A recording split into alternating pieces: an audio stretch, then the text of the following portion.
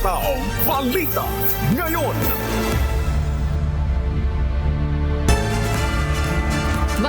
Magandang umaga, Luzon, Visayas, Mindanao at sa buong mundo.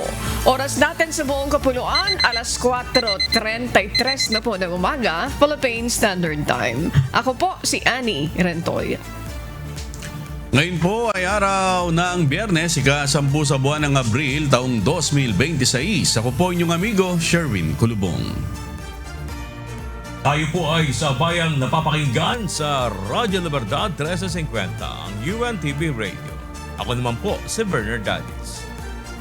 Good morning, amigo. Morning. Sherwin and Bernard. Ang Morning. bilis ng... Kumusta ka na? Okay ka na po ngayon. Okay na ang boses. Very good. Wala nang ubo, kailangan lang talaga ipahinga. Ayan. Maraming salamat naman. Kagahapon nabanggit ka na namin na tinawanan ng ubo. Pero ang recovery niya napakabilis. Oo, Okay, mabilis. ang bilis. Oy, Friday na, ang bilis ng panahon. Ang bilis ng panahon, mga kasambahay na nakikinig. It's Friday already. Ngayong Friday, because of the austerity program of the government, di ba, 4-day work week. Yung iba ay they work from home, di ba? Oo, Nasa para ahensya. makatipid. That's correct. Part of the austerity program ng ating pamahalaan.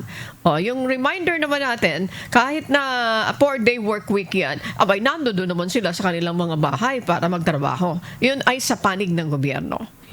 Yung sa setup naman, ng mga nasa private, mayroon din silang ganong Oo. pinapatupad. May mga ilang private sector na pinayagan Yeah. yung kanilang mga empleyado na maging work from home dahil nga dito sa nararanasang krisis sa langis. Ayan. So talaga naman, kailangan, hindi lang yung gobyerno ang ating aasahan dito sa pagtitipid, maging yung pribadong sektor. O lalo na ngayon, nakita nyo ba yung nagba-viral na video sa social media? Diyan sa may gawin ng sentries going to Fairview. Yeah, bakit po? Doon sa netizen na nag-post kagabi, as of 10 p.m., wala nang masakyan ng biyaheng jeep Fairview, wala na yung Kakunti na biyahe. lang hinabiyahe o halos wala na. Halos wala nang masakyan talaga. Ang dami pang pasahero. Kagabi yun, bandang alas 10 hanggang alas 11 ng gabi. Ang mga minibus daw punuan na. Ayan. So ramdam na yung pagtigil pasado ng ilan nating mga kababayan na jeepney driver. Alam mo, mamaya tampok yan sa mga balita natin. So this time, simulan na natin ang balitaan. Narito po ang malalaki at makabuluhang balita ngayong araw. Headlines.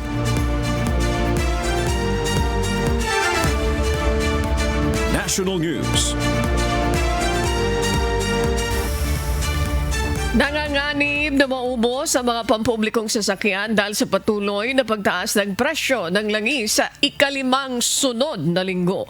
Una na sinabi ng Department of Energy na hindi agad bababa ang presyo ng petrolyo kahit matapos ang sigalot sa Middle East.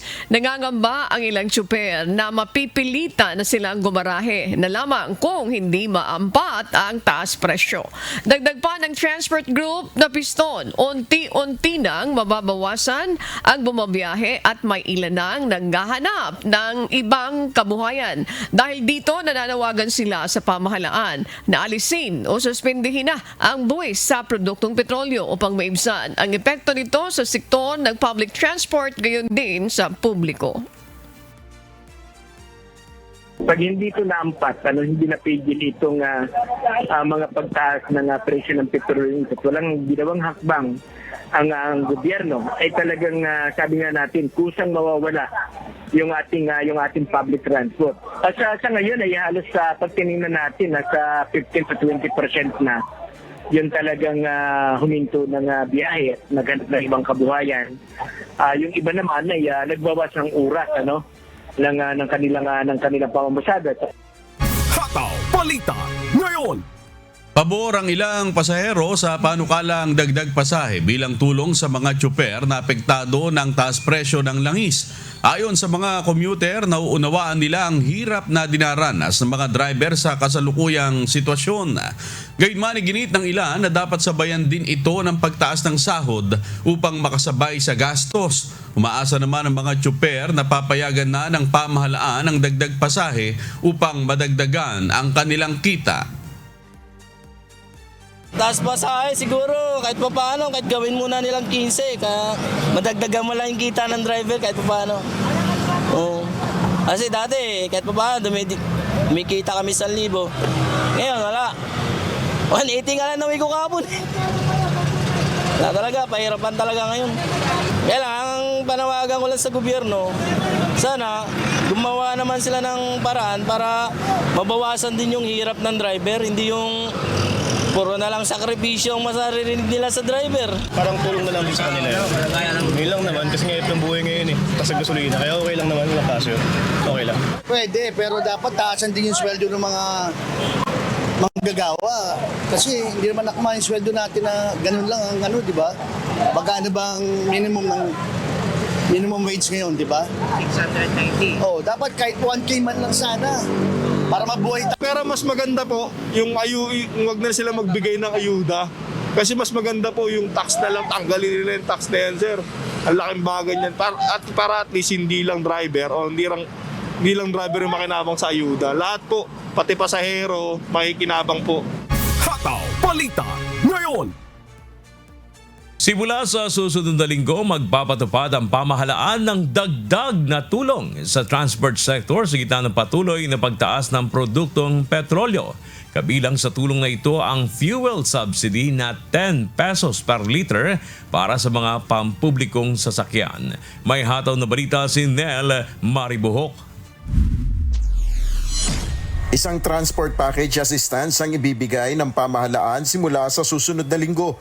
Ito ang resulta sa huling pakikipagpulong ni Pangulong Ferdinand Marcos Jr. sa Uplift Committee, kung saan ilang hakbang pa ng pamahalaan ng kanyang inanunsyo na ipatutupad at inaasahang makakatulong para mabawasan ang epekto ng patuloy na pagtaas ng produktong petrolyo. Una na rito ang pagpapatupad ng Service Contracting Program ng Department of Transportation simula April 15 at diskwento sa pamasahe para sa mga commuter. Sa ilalim ng programang ito, babayaran namin ang ating mga operator at driver ng mula 40 pesos hanggang 100 piso kada kilometro. Dagdag ito sa kanilang kita mula sa pamasahe. Para naman sa mga commuter, may kasamang hindi bababa sa 20% na diskwento sa pamasahe. Ang mga ruta ay nakatuon sa mga lugar na may koneksyon sa tren at pangunahing mga bus route upang maging mas maayos, mabilis at maaasahan ang biyahe. Magbibigay rin ng pamahalaan ng dagdag na fuel subsidy sa mga public utility vehicle o PUV na 10 piso sa kada litro na kanilang pinapakargang diesel o gasolina. Magpapatupad tayo ng 10 piso kada litro na bawas para sa public utility vehicle na may maximum na 150 liters kada linggo sa loob ng 3 buwan. Sisimulan muna natin ito sa NCR sa susunod na linggo.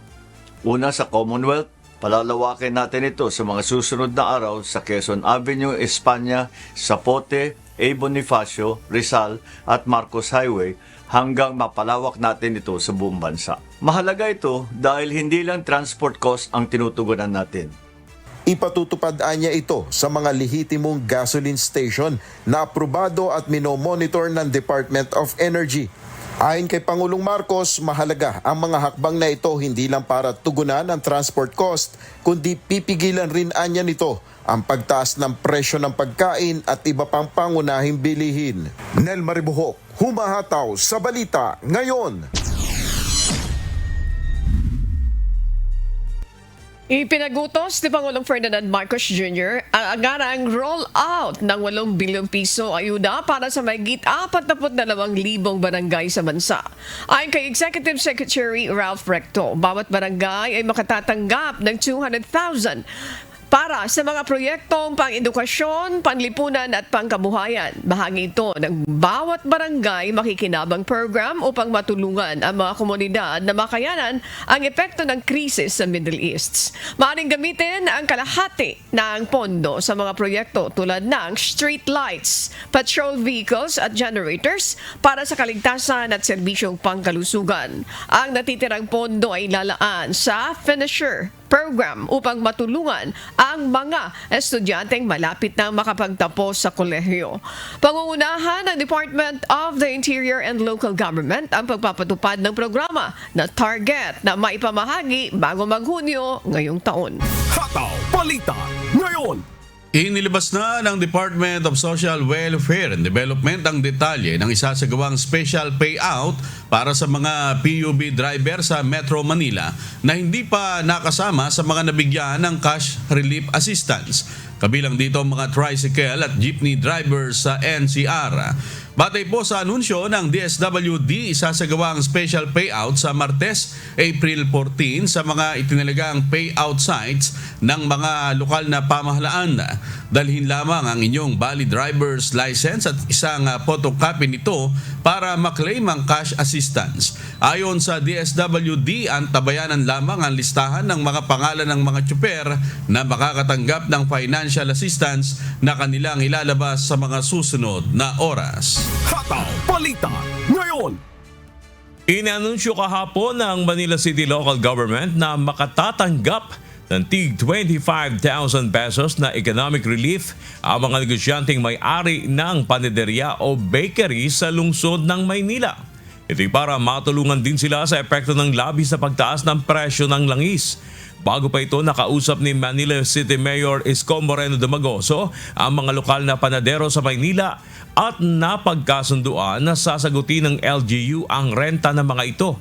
Kapalit ang pangakong hindi sila magtataas ng presyo ng tinapay, gaya ng pandesal, bonay at Spanish bread. Nilinaw ng alkalde na ang bawat tindahan na mayroong permit ay makatatanggap ng economic relief assistance. Samantala, pinasalamatan rin ni Mayor Isko ang lahat ng mga jeepney driver at operator na sumali sa programang libreng sakay ng pamahalang lungsod na tumagal ng 5 araw. Sa pagtatapos ng libreng sakay sa Maynila, umabot na sa halos nasa 20 million pesos ang pondong nagastos ng LGU upang matulungan ang mga jeepney driver sa lungsod at masiguro ang maayos na implementasyon ng programa.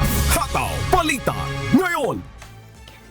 Aabot naman sa 2,000 mga jeepney driver sa probinsya ng Cebu ang naging benepisyaryo ng Rice Subsidy Program ng provincial government.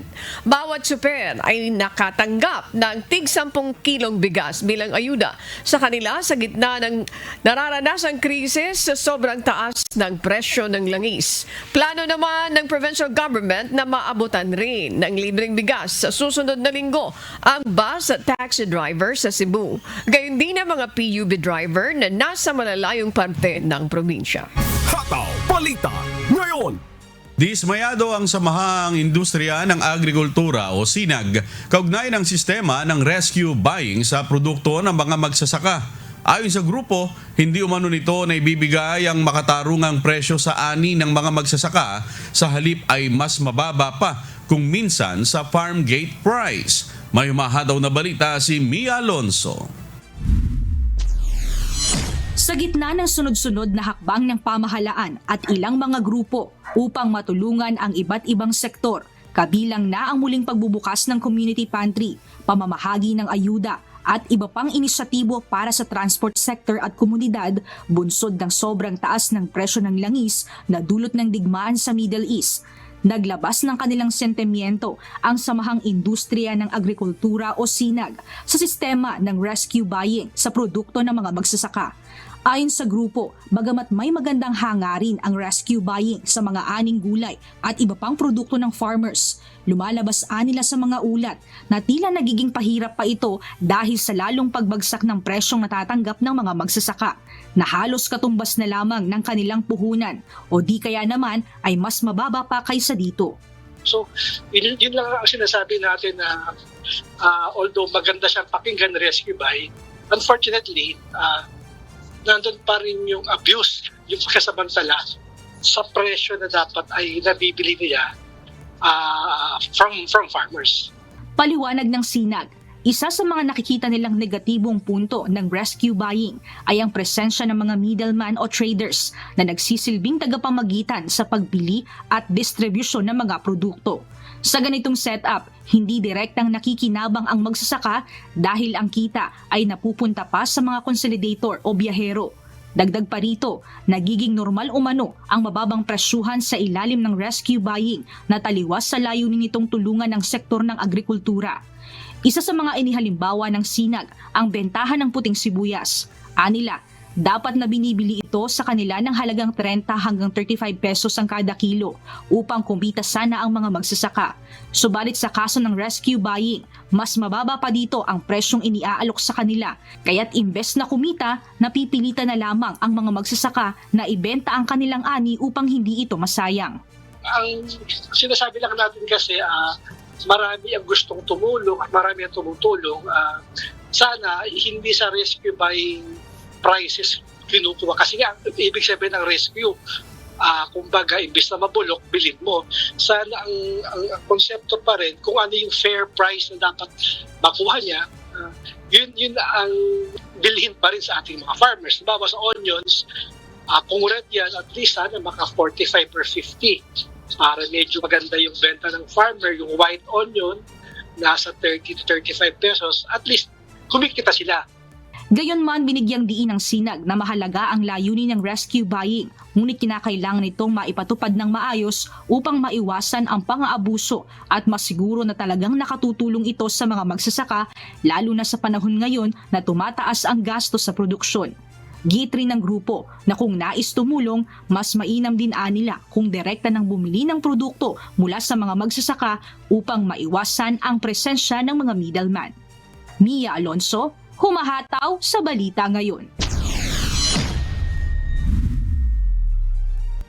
Binigyang diin ng isang senador na hindi dapat gawing permanente ang full online classes sa mga universidad at kolehiyo. Pagamat pinayagan ito ng Commission on Higher Education dahil sa krisis sa langis bunsod ng tensyon sa Middle East, dapat umanong pansamantala lamang ito at hindi dapat kasanayan ang sistema. May humahataw na balita si Jed Neresina. Lubhang nababahala si Senator Pia Cayetano sa desisyon ng Commission on Higher Education o CHED na payagan ang 100% online classes bilang tugon sa krisis sa enerhiya ngayon sa bansa. Ayon sa senadora, nauunawaan niya na ang hakbang na ito ay isang pansamantalang solusyon lamang upang matiyak ang pagpapatuloy ng pag-aaral ng mga nasa kolehiyo, kasabay ng pagsisikap na makatipid sa konsumo ng langis at enerhiya sa gitna ng State of National Energy Emergency. Ngunit binigyang diin niya na kinakailangan ng matinding pag-iingat dito. Ipinaliwanag ng mambabatas na maaaring lalong lumalim ang learning gap sa bansa, lalo na para sa mga estudyanteng kulang sa kagamitan o teknolohiya, maging sa mga walang access at hindi maayos ang koneksyon sa internet. Gayon din ang mga estudyante na walang maayos na espasyo o lugar para sa kanilang pag-aaral sa bahay. Dahil dito ay giniit ni Senator Cayetano na hindi dapat hayaang maging permanenteng pamantayan ang online modality dahil mahalaga ang face-to-face classes sa disiplina at kabuuang development ng mga mag-aaral. Sa huli, hinimok niya ang CHED na magtakda ng malinaw na benchmarks o basihan at timeline upang matiyak na ang hakbang na ito ay mananatiling isang emergency measure lamang at hindi magiging bagong normal. Nauna nang sinabi ni CHED Chairperson Shirley Agrupis na ito ay isang temporary crisis response measure sa ilalim ng academic sustainability plan gaya ng ginawa noong COVID-19 pandemic.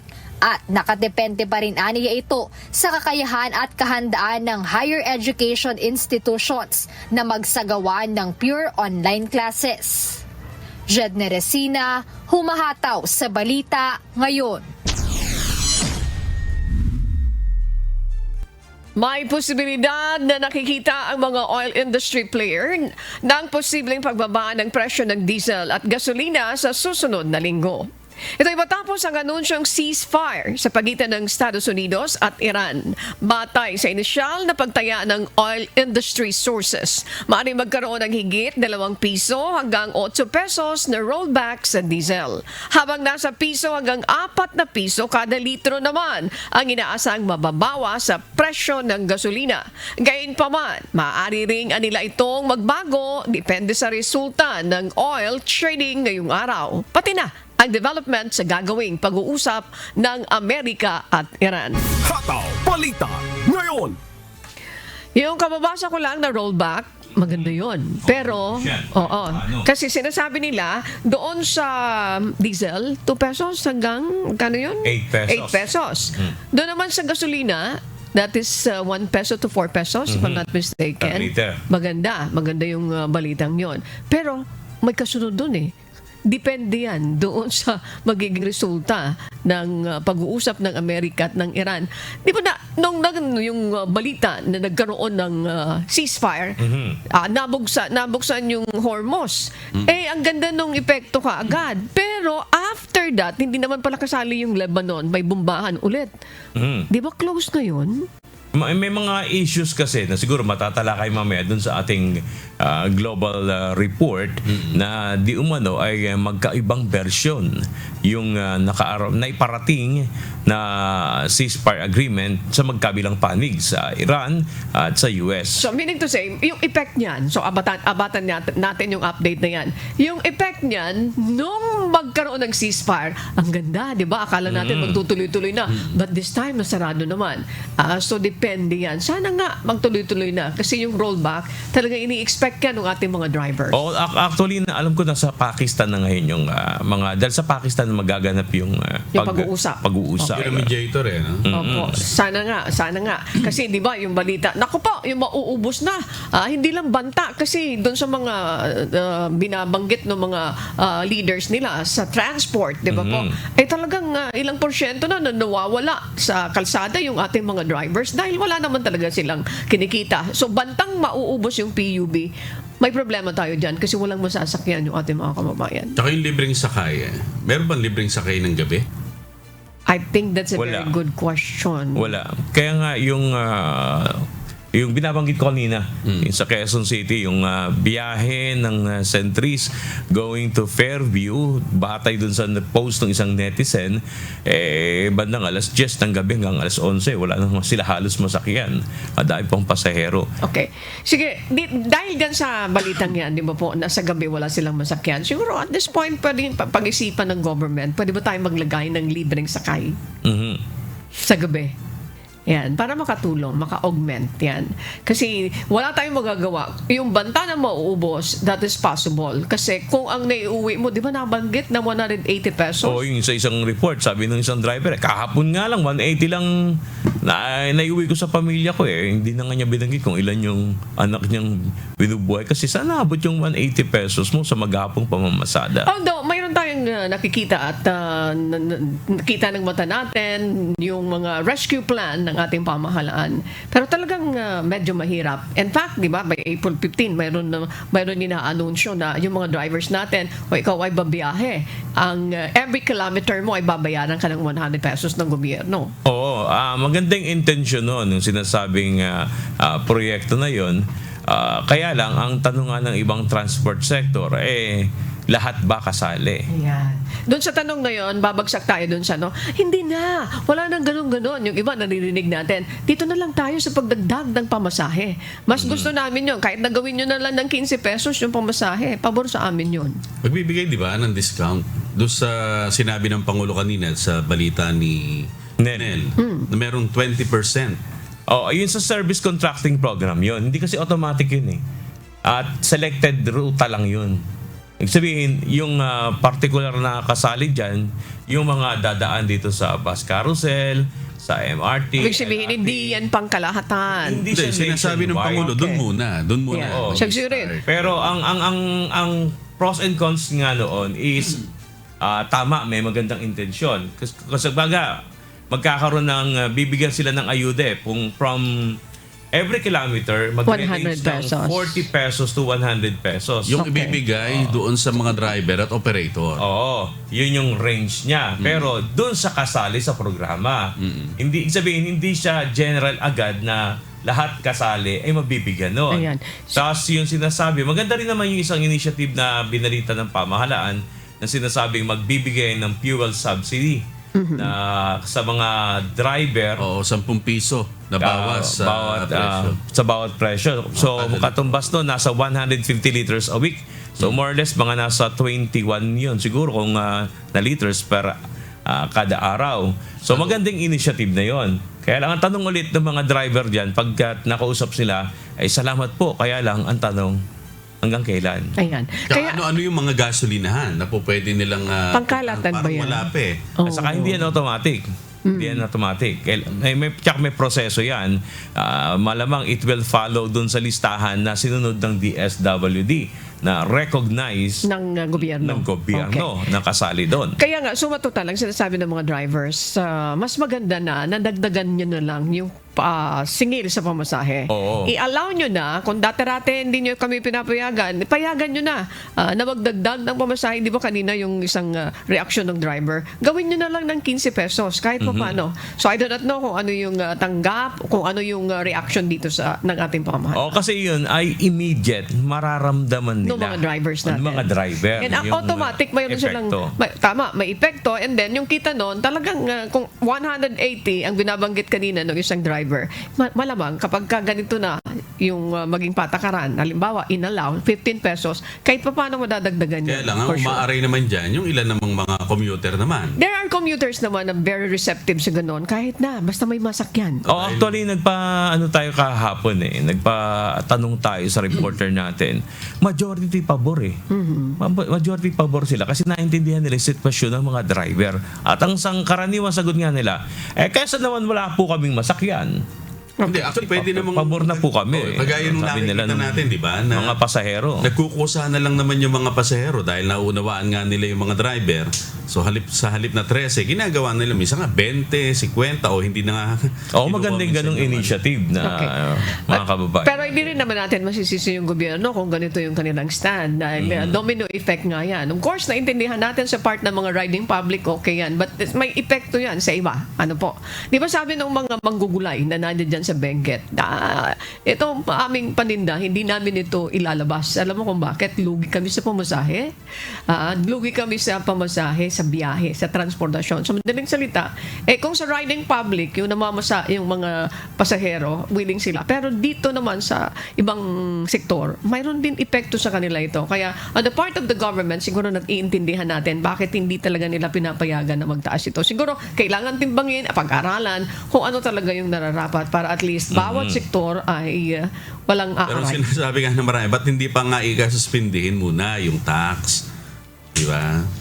Actually, yun nga ang hiling nila magkasama yun yung suspension sa excise tax, yung buwi sa langis, tapos yung payagan, yung provisional lang naman. Ang sabi nila, provisional fare hike. Sabihin, pagka bumaba ulit ang presyo ng krudo, sila mismo magkukusa ng ibababa Automatic. yung presyo ng pamasahe. Okay, so we will be waiting doon sa mga economic advisors na ating Pangulo kung ano yung mga susunod na mga recommendations nila. We'll wait Sa and see. ginawa ng ating Pangulo, di ba, yung pagpapalabas ng 8 billion para dun sa mga barangay sa bansa na magbibigay ng tagto 200,000 sa mga barangay na yun parang tulong pa rin daw, no? Para doon sa pangkabuhayan, sa edukasyon ng mga nasasakupan ng mga barangay. Kaya lang pumapasok doon yung kalahati yung 100,000 pwede pa rin gamitin ng mga barangay sa mga projects gaya ng street light. Doon na naman papasok yung ibang nakupo. Pagka ganyang gagamitin pa sa project, baka alam mo na. Okay, may narinig ako niyan. Okay, do not pay attention muna doon sa street lights kasi mas mahalaga yung sikmura ng ating mga kababayan. Exactly. Yun set ang aside that. importante ngayon. Okay, I do not know kung sino nagbigay ng ganung klaseng recommendation, but these are the reactions coming from people. Ayan. Why pay attention at this point doon sa street lights? Yan ba yung ating pangunahing concern? Hindi, di ba? Yung ilalagay mo sa sikmura mo, yun ang primary. Exactly. Yun ang immediate na Opo. kailangan. So again, kung sino man yung nag-recommend yan, baka gusto nyo pong pakinggan yung binabanggit ng ibang mga kababayan natin. Na do not pay attention dun sa street lights. Pagkain ang kailangan namin, yung mabibili namin sa mababang halaga. Kung hindi naman nila kaya, ito, siguro titingnan nila yung mga pamilyang talagang financially hard up, wala silang kakayahan na makabili, o baka pwedeng bigyan nila ng ng tulong pinansyal. Isang tanong pa dyan, 200,000 sa isang malaking barangay, kasi lahat ng barangay tatanggap, saan makakarating? Ano ang pwedeng gawing proyekto dyan ng isang barangay para lahat ng kanyang mga nasasakupang apektado ay kahit papaano maibsan yung hirap na nararanasan dulot nga nitong taas presyo ng mga produktong petrolyo. Doon naman sa distribute ng mga funds, since this is a government fund, may mga may mga audit kasi yan eh. Mayroon corresponding resibo kapag saan mo ito ginastos na may audit because that's a government fund. Mahigpit yung pag-audit ng gobyerno dito. Ngayon, tama yung binabanggit nyo saan ito mapupunta. Siguro dapat ito transparent din yung gobyerno. Ito sa barangay. Let's say for example, barangay A, binigyan namin ng 200,000, dito ito ginamit. Ano ba yung requirement dito?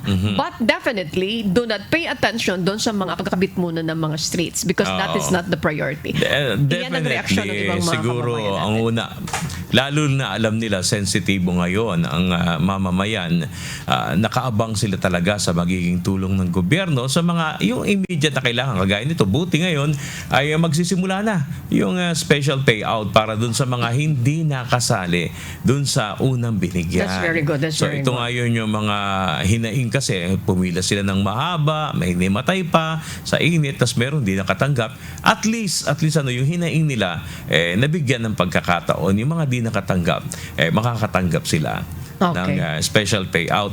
At maganda sa gantong punto, yung mga LGU may kanya-kanyang diskarte.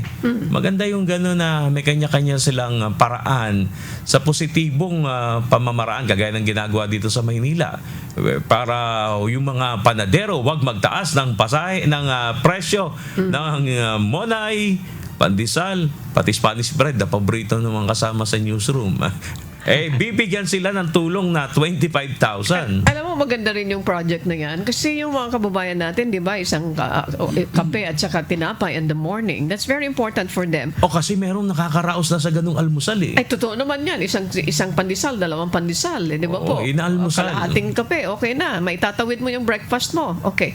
Pero kung magtataas yan, mayroon ako narinig, yung dating 5 piso naging 7 pesos. I do not know. Wala pa akong nakita kasi yung ako, binibili kong 5 pesos na pandesal, yung malalaki yun 5 piso pa rin naman. Ayan. Kasi bawal magtaas, di ba? Nakatutok dyan ng... Hindi, mayroon ako narinig ko lang. Bakit sorry I was in a hurry that time. Kung nung naririnig ko sa likod ko lang, alam mo naman, pero sabi niya, 2 sila naglalakad, pero lumaki naman. Ayan. Baka dinagdagan ng papalsa.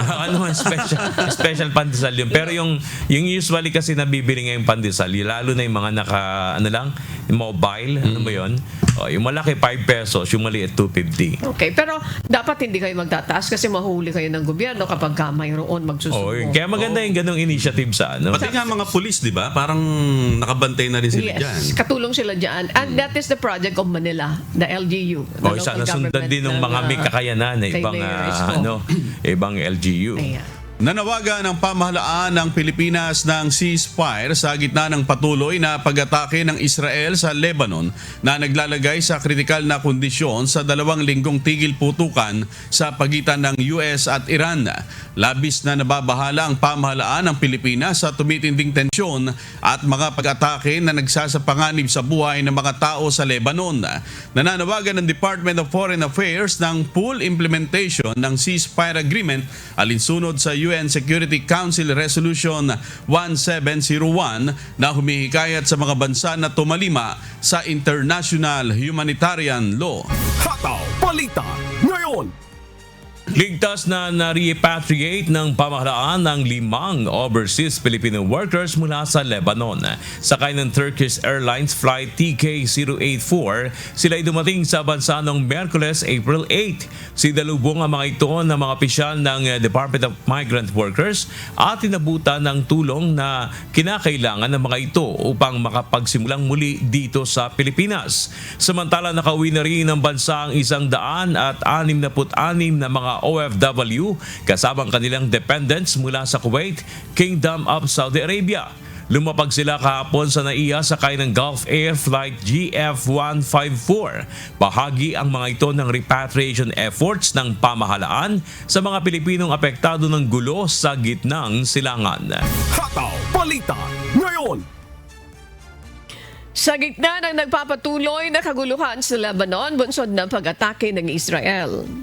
Pinapaalalahanan ng embahada ang mga Pilipino sa Lebanon na manatiling alerto at gawin ng iba yung pag-iingat bunsod ng mga nangyayaring pambobomba doon.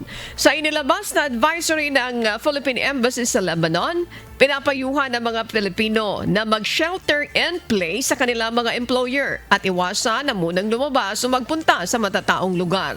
I-charge ang mga cellphone at iba pang communication devices. Maghanda ng supply ng pagkain, gamot, tubig at iba pang pangunahing pangangailangan. I-secure ang passport at iba pang mahalagang dokumento at palagi rin na mag-monitor ng mga updates sa official page ng Philippine Embassy at mag-ingat sa fake news. Hinihikayat rin ng ating mga kababayan doon na mag-avail ng voluntary repatriation habang posible pa ang paglikas sa ngayon.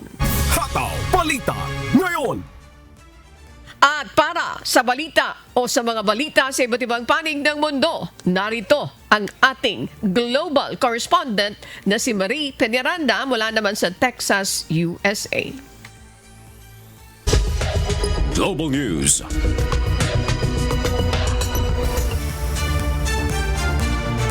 Yes, Annie, magandang umaga sa iyo at sa ating mga kasambahay. Narito ang mga balita mula sa iba't ibang panig ng daigdig. Naniniwala ang panig ng Iran na tahasang paglabag sa napagkasunduan ng 2 linggong tigil putukan ang patuloy na pag-atake ng Israel sa Lebanon. Sagot naman ng US at Israel, wala silang sinabi na kasali ang Lebanon sa ceasefire, kaya asahan pa ang patuloy na opensiba laban dito. May hataw na balita si Noel Poliarco.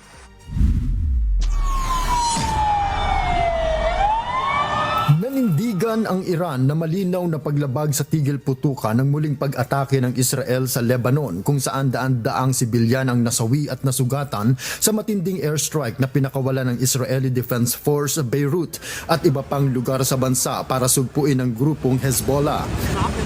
Ayon kay Iranian President Masoud Pezeshkian, tahasan itong paglabag at pagpapakita ng kawalang katapatan sa kasunduan. Nagbanta rin ito na kung itutuloy pa ng Israel ang mga pag-atake ay mawawalang kabuluhan ang ceasefire at nakahanda silang lumaban para sa Lebanon.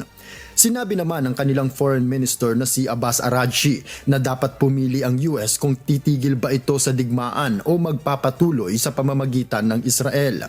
Ganito rin ang pahayag ni Iranian Deputy Foreign Minister Said Khatibzadeh at iginiit na hindi maaaring humiling ng ceasefire ang US habang pinapayagan naman ang kaalyado nitong maglunsad ng mga pag-atake. Sa kabila nito, nilinaw ng Estados Unidos na hindi kasama ang Lebanon sa saklaw ng tigil putukan. I think the Iranians thought that the ceasefire included Lebanon, and it just didn't. We never made that promise. We never indicated that was going to be the case.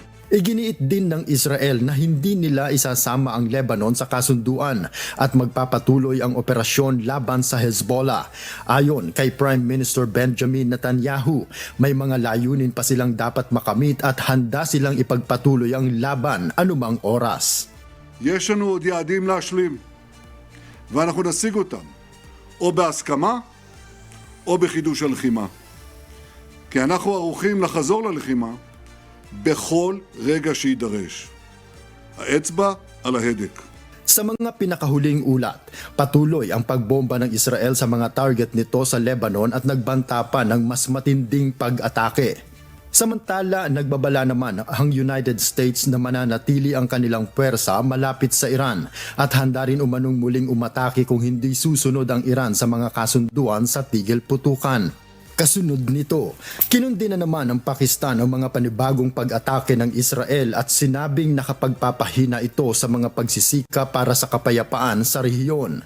Sa unang pahayag ni Pakistan Prime Minister Shehbaz Sharif na tumatayong mediator sa kasunduan, sinabi nitong kasali sa 2-week ceasefire ang Lebanon. Noel Polyarco, humahataw sa balita ngayon.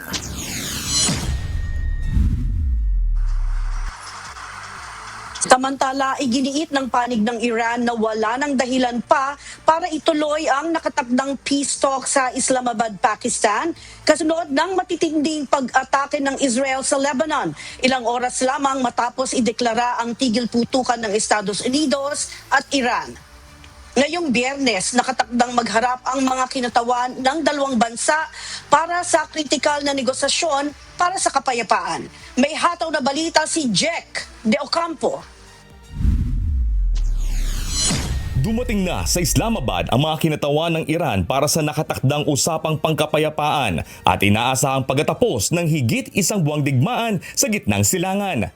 Sa isang deleted na social media post ng Iranian ambassador sa Pakistan, inihayag nito na dumating na ang delegasyon para sa pag-uusap sa kabila ng pag-aalinlangan ng publiko dahil sa patuloy na pag-atake ng Israel sa Lebanon na kilalang kaalyado ng Iran.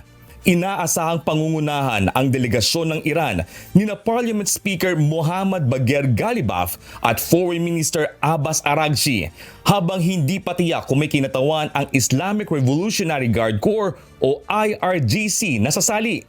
Ito ay sa kabila ng matinding pahayag ni Ghalibaf na wala ng dahilan para ituloy ang negosasyon. Ayon sa kanya, nilabag na ng Israel ang ilang mahalagang kondisyon ng tigil putukan, kabilang na ang pag-atake sa Lebanon. Dagdag pa niya, dahil sa mga paglabag na ito, ang negosasyon ay maituturing ng hindi makatwiran. Sa panig naman ng United States, nakatakda ring magtungo sa Pakistan ang kanilang mga opisyal para sa pag-uusap. I can announce that the President is dispatching his negotiating team led by the Vice President of the United States, J.D. Vance, Special Envoy Witkoff, and Mr. Kushner to Islamabad for talks this weekend. Isasagawa ang peace talk Sabado ng umaga, oras sa Amerika. Inaasahang malaki ang gagampan ng papel ng mga kinatawan ng Estados Unidos, lalo na ni US Vice President J.D. Vance sa naturang usapan upang matiyak na masusunod ang kasunduan. Lalo na ang mahigpit na panawagan ng US sa Iran na matigil ang uranium enrichment nito, bagay na hanggang ngayon ay hindi sinasang-ayunan ng Iran. And their desire and their plan to build a nuclear bomb inside their country is no longer going to be allowed, can no longer happen thanks to the remarkable success of Operation Epic Fury. Umaasa ang panig ng Amerika na ang nakatakdang pagpupulong ang magiging daan para sa pangmatagalang kapayapaan sa gitnang silangan. And now we're moving into the next phase of this, which is a negotiating period to put some fine points on this and to hopefully broker an agreement that can achieve long-term peace in the Middle East. Samantala, abala naman ang Pakistan sa paghahanda para sa kritikal na pagpupulong. Hinigpitan na ang seguridad sa kabisera ng bansa na Islamabad kasabay ng pagdeklara ng mga local holiday at pagsasara ng pangunahing kalsada. Inihanda na rin ang mga lugar na pagdarausan ng negosasyon upang matiyak ang kaligtasan ng mga delegasyon. Tiniyak ng mga opisyal ng Pakistan na mayroong foolproof security para sa lahat ng dadalos sa mahalagang pagpupulong. Jack De Ocampo, humahataw sa balita ngayon.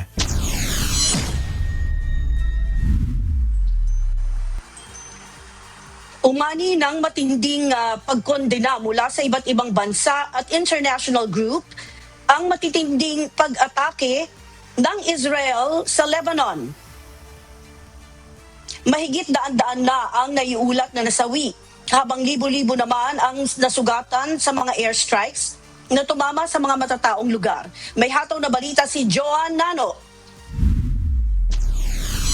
nagdulot ng malawakang pagkasira at pagkamatay ng daan-daang sibilyan ang pinakamalakas na pag-atake ng Israel sa Lebanon mula nang magsimula ang digmaan sa gitnang silangan kung saan target ang mga lugar sa Beirut, Bekaa Valley at timog na bahagi ng bansa.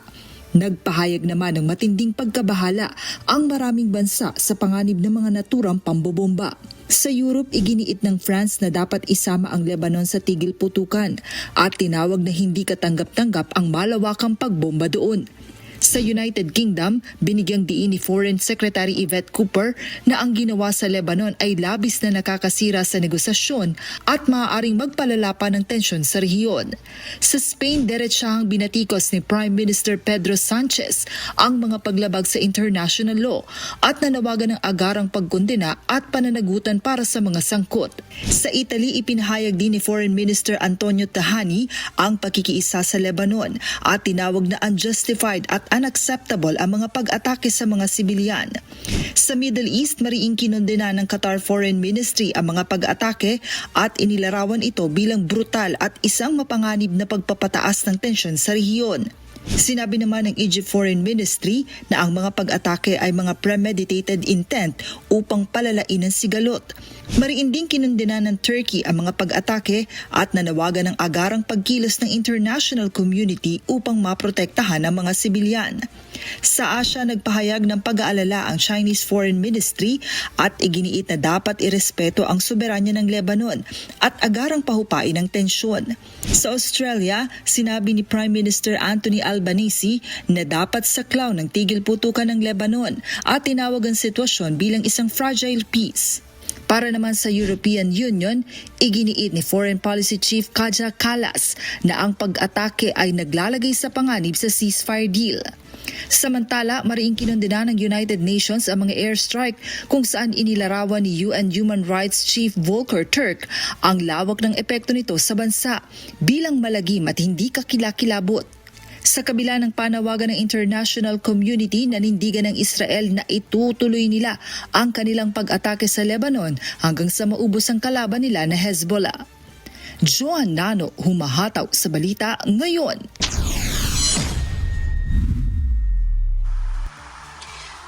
Muli namang binatikos ni US President Donald Trump ang North Atlantic Treaty Organization matapos ang isang closed-door meeting kay NATO Chief Mark Rutte.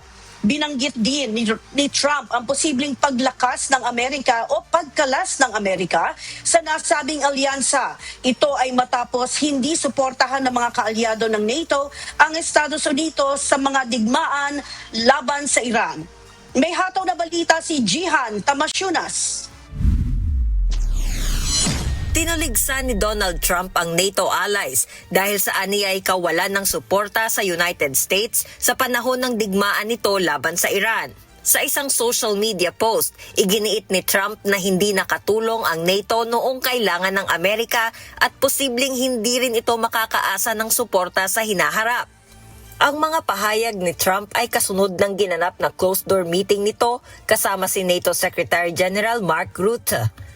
Ayon kay Rutte, naging bukas ang talakayan pero hindi nito diretsang sinagot kung napag-usapan nga ba ang pag-alis ng Amerika sa NATO.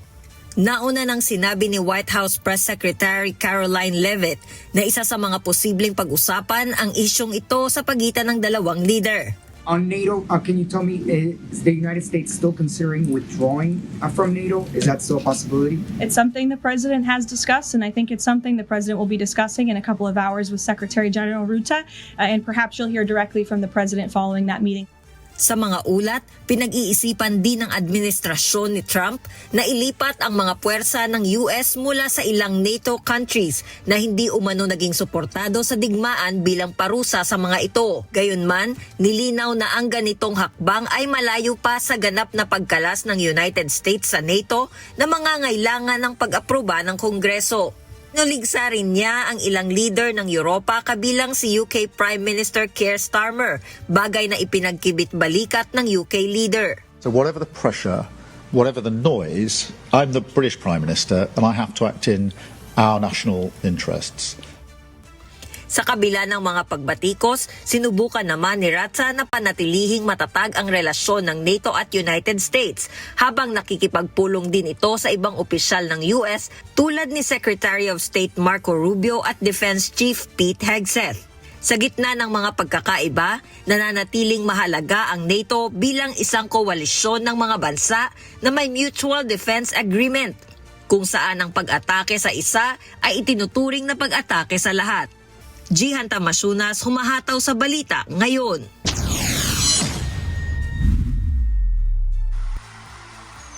Inanunsyo ng Spain ang muling pagbubukas ng embahada nito sa Iran matapos ang ilang taong pagsasara. Layunin nitong palakasin ang diplomatic relation at kooperasyon nito sa Iran sa gitna ng umiiral na tensyon sa gitnang silangan. Ayon sa opisyal ng Spain, makakatulong ang hakbang sa pagpapalawak ng ugnayan sa kalakalan, turismo, edukasyon at iba pang sektor. Inaasahan din na magsisilbi itong plataporma upang mapanatili ang katatagan sa rehiyon at maiwasan ang paglala ng tensyon. Hataw Balita ngayon. Sa iba pang balita, naghahanda na ang New Zealand, partikular na ang Auckland, sa maaaring epekto ng Cyclone Vayanu na inaasahang magla-landfall sa bansa ngayong weekend. Nagbabala ang mga eksperto na posibleng maging malawak ang pinsalang dala ng nasabing bagyo. May humahataw na balita si Early Briones. Nakataas na sa orange alert ang Auckland Emergency Management o AEM, habang naghahanda ang North Island ng New Zealand sa pagdating ng Cyclone Vayanu sa bansa. Inaasahang tatama sa pagitan ng Auckland at Coromandel ang nasabing bagyo sa linggo at magdadala ng malalakas na hangin, matinding ulan at coastal surges. Mahigit 20 heavy rain at strong wind watches para sa iba't ibang lugar sa North Island ang inilabas kahapon ng Met Service. Ayon kay AEM General Manager Adam Maggs, mahalaga ang maagang paghahanda dahil posibleng maging banta sa New Zealand ang lakas ng nasabing bagyo. Pinapayuhan ng mga otoridad ang mga residente sa North Island na siguraduhin ligtas ang kanilang mga tahanan. Alisin ang mga anumang maaaring liparin ng hangin at maganda ng mga emergency supplies bago pa man tumama ang bagyo. Inilarawan naman ni New Zealand Prime Minister Christopher Luxon na isang damaging at significant event ang pagtama ng bagyo. Kaya naka-full notice na ang lahat ng government agencies upang mabigyan ng suporta kung kinakailangan. Early Briones, humahataw sa balita ngayon.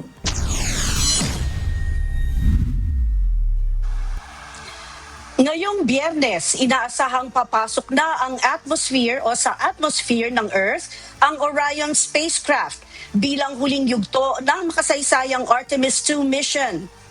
Matapos ang 9 na araw na paglalakbay, matagumpay na naabot ng mga astronaut ang pinakamalayong distansyang narating ng tao mula sa Earth at nasilayan ng far side ng buwan.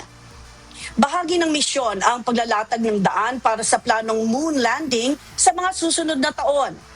Sa pagbabalik,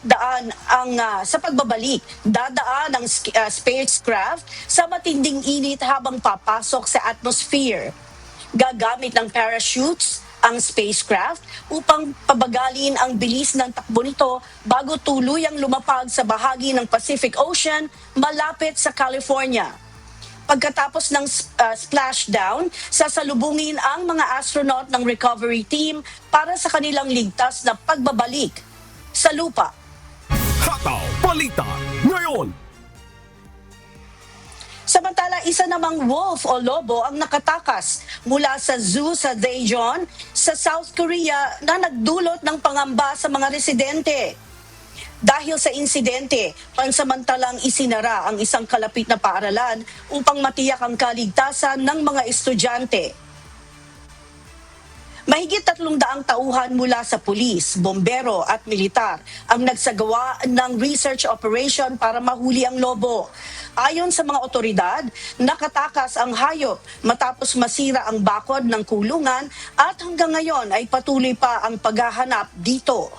Hataw Balita ngayon. At yan po ang mga balita mula sa iba't ibang panig ng mundo. Mula po rito sa Round Rock, Texas, USA, ako si Marie Peñaranda. Magandang araw po. May tuturing na distraction para sa House Minority Leader at mamamayang Liberal Party List Representative Laila De Lima ang mga petisyong inihain sa Korte Suprema laban sa impeachment proceedings ng Kamara kay Vice President Sara Duterte. Sa kabila nito, tiwala ang mambabatas na hindi kakatigan ng Supreme Court ang kampo ng pangalawang Pangulo. Si Rosalie Cos, humahataw.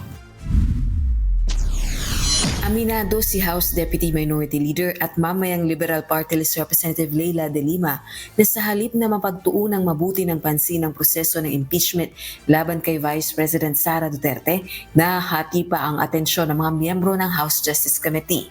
Ito'y dahil sa petisyong inihain ng kampo ng pangalawang Pangulo sa Korte Suprema na naglalayong ipatigil ang impeachment proceedings. Giit ng kongresista na endorser ng isa sa dalawang reklamong impeachment, ganito ang estratehiya ng kampo ni VP Duterte. So not necessarily unexpected dahil nga yun na yung nakikita nating track or tack nila na they will do everything that as may be available to them, mga supposed legal remedies available to them just to derail, delay, and altogether stop the impeachment proceedings. Yun na nga, ito ay distraction. Ito ay parang inano yung aming attention para hindi masyado makafocus dyan sa impeachment proceedings, dyan sa determination of probable cause. Dahil wala namang Temporary Restraining Order o TRO ang Supreme Court, tuloy ang pagdinig ng House panel sa April 14. Inaasahan ang pagpresenta ng mga ebidensya at testigo ng complainant sa hearing. Umaasa rin si Representative De Lima na hindi papanigan ng Korte Suprema ang kampo ni VP Duterte. Paninindigan nito, sumusunod ang Kamara sa prosesong nakasaad sa Ligang Batas at sa House Rules on Impeachment. Ano akala nila sa Supreme Court? Basta-basta na lang nasusunod? Basta-basta na lang na gano'n na naman rule na naman in their favors? I'm sure naman this time around they will exercise some level of judicial restraint bago nila pwedeng pakialaman yung ongoing na proseso, formal process before the House Committee on Justice ayon sa konstitusyon tsaka sa rules mismo ng impeachment. Binigyan ng Korte Suprema ang Kamara ng 10 araw para magkomento sa petisyong inihain laban sa impeachment proceedings. Rosalie Cos, humahataw sa balita ngayon. Inihayag ni Vice President Sara Duterte na wala pa siyang opisyal na senatorial lineup para sa idaraos na 2026 national elections. Ayon sa Vice Presidente, masyadong mainit ang politika sa bansa, kaya't ayaw muna siyang ayaw niyang tukuyin ang mga personalidad na posible niyang maging kaalyado. May humahataw na balita si Gladys Tuabi. Matapos na inianunsyo ni Vice President Sara Duterte ang kanyang planong pagtakbo bilang presidente sa darating na 2028 national elections, ilang personalidad na aniya ang nagpahayag sa kanya ng interes na kumandidato at mapabilang sa kanyang senatorial lineup. Sa kabila nito, sinabi ni VP Sara na sa ngayon ay wala pa siyang pinal na senatorial slate at tumanggi munang pangalanan ang mga ito dahil sa anyay mainit na sitwasyon ng politika sa bansa. Merong mga nagpahayag na interesado sila na magsama kami kung sakaling ako ay tumakbo at sila din ay tatakbo. Pero kung sasabihin mo na meron na talagang listahan at meron na talagang usapan, walang ganoon para sa senator's list sa elections sa 2028. Hindi ko sila papangalanan kasi unang-una matindi at mainit ang politika ngayon. No? Lahat ng lumalapit, nakadikit, kaibigan ko ay hinaharas, tinethreten, pinafailan ng kaso, inaatake. Kaming lahat ay presumptive candidates pa lang dahil wala pa namang filing ng candidacy. Dagdag pa ng Vice Presidente, hindi pa rin tiyak sa ngayon kung tutuloy nga ang mga ito sa kanilang kandidatura, lalo't hindi pa naman naidaraos ang filing ng Certificate of Candidacy o COC filing. Patungkol naman sa posibleng magiging katandem ni VP Sara sa pag-vice presidente, sinabi nito na sa ngayon ay wala pang pinal na napipili para sa kanyang makakatambal sa darating na eleksyon. Kung ready, kung meron na, dahil sa ngayon wala pa naman akong vice president na candidate na kasama, kung meron na at ready na siya na magpahayag na siya ay tatakbo bilang vice president. Gladys Tuwabi, humahataw sa balita ngayon. Samantala, naniniwala si Vice President Sara Duterte na maaaring bumaba ang presyo ng petrolyo kung maaayos ang supply mula sa Middle East o makakahanap ang pamahalaan ng alternatibong pagkukunan nito. Ayon sa pangalawang Pangulo, mananatiling mataas ang presyo ng langis hanggat nagpapatuloy ang tensyon sa Middle East. Kaya naman kung may supply na hindi dadaan sa nasabing rehiyon, ay posibleng masolusyonan ang problema sa patuloy na pagtaas ng presyo ng langis. Hinimok din ni Duterte ang publiko na alamin sa pamahalaan kung anong mga hakbang ang ginagawa nito upang matulungan ang mga Pilipinong apektado ng oil crisis. Mapapababa siya kung magagawa nila ng paraan yung problema sa supply doon sa Middle East. Mapapababa siya kung merong ibang supply na hindi dumadaan sa Middle East na papasok sa ating bayan. So hanggang merong bangayan sa Middle East, patuloy ang pagtaas ng presyo ng crudo. Hataw Balita ngayon. Good luck sa kanya. Yan ang naging tugon ni Vice President Sara Duterte nang matanong kahapon ng media hinggil sa kanyang reaksyon sa napapabalitang umano'y issue sa kalusugan ni Pangulong Ferdinand Marcos Jr. Nauna nang pinabulaanan ng Pangulo ang mga kumakalat na balita na meron siyang problema sa kanyang kalusugan at iginit na nasa maayos siyang kalagayan. Dati nang kinupirma ng Malacanang ang pagkakaroon ni PBBM ng diverticulitis, pero sa bagong pahayag ng Pangulo, sinabi nito na nakabalik na siya sa kanyang regular na routine at nakahandang magtrabaho habang patuloy na binabantayan ang kanyang kalusugan. Hataw Balita ngayon. Sa pagpapatuloy ng Hataw Balita ngayon, sa gitna ng muling pag-usbong ng usapin hinggil sa posibleng pakikipagtulungan ng Pilipinas sa ibang bansa, kabilang ang China para sa joint exploration ng langis at gas sa West Philippine Sea. Iginit na isang retiradong maestrado na dapat maging malinaw na hindi nito makokompromiso ang soberenya ng ating bansa. Si Ryan Lacanlale, humahataw. Isinusulong ni retired Supreme Court Senior Associate Justice Antonio Carpio ang paggamit ng terminong joint cooperation sa halip na joint development sa mga posibleng kasunduan sa West Philippine Sea. Ayon kay Carpio, malinaw sa konstitusyon ng Pilipinas na ang Exclusive Economic Zone o EEZ ay nakalaan lamang para sa mga Pilipino. Dagdag pa niya, sa ilalim ng United Nations Convention on the Law of the Sea o UNCLOS, may eksklusibong karapatan ng isang bansa na linangin at pakinabangan ang mga likas na yaman sa loob ng sarili nitong EEZ. Iginiit niya na ang Pilipinas lamang ang may karapatan sa langis, gas at mga isda sa loob ng West Philippine Sea. Pinatibay pa niya ito ng arbitral ruling noong July 2016 na kumikilala sa 200 miles exclusive economic zone ng Pilipinas.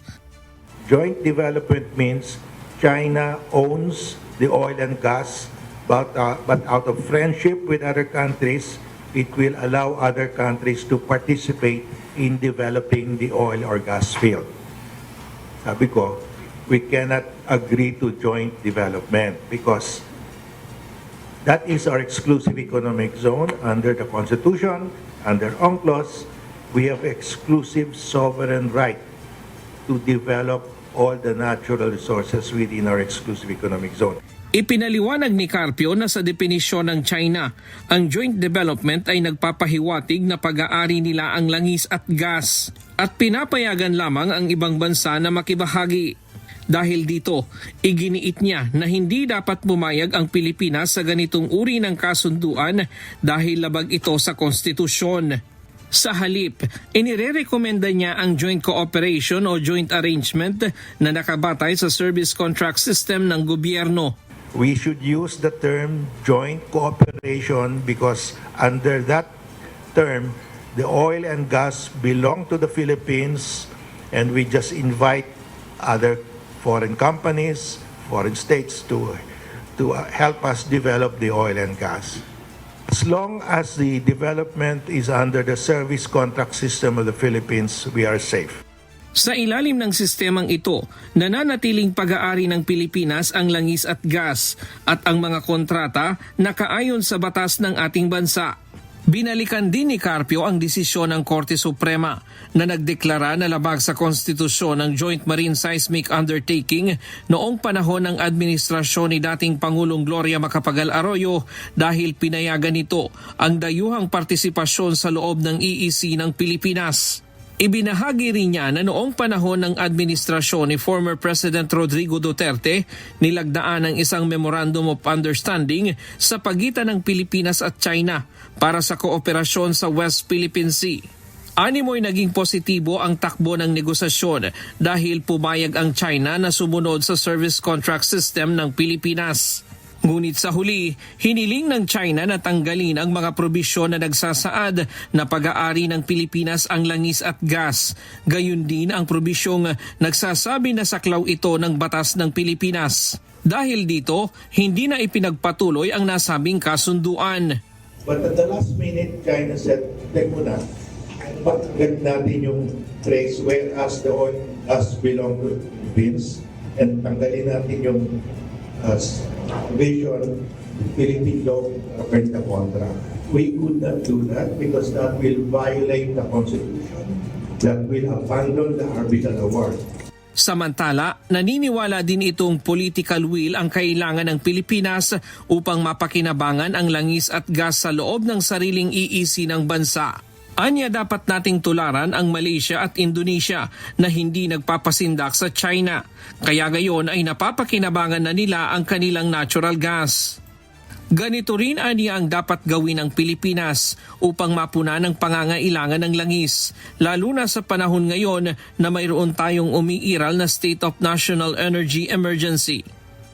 The Constitution and the arbitral award say it's ours, exclusively belonging to the Philippines. Bakit hindi natin kunin? Bakit magawa ng Malaysia? Magawa ng Indonesia?